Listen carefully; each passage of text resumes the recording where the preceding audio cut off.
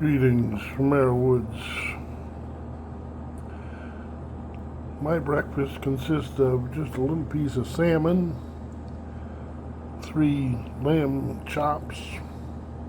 I drink water and my own custom coffee. I make my coffee by mixing ground vanilla into, not vanilla.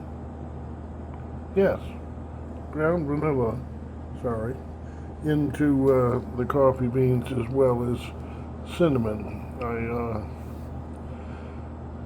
make it pretty strong on the cinnamon side and not quite as strong on the vanilla side.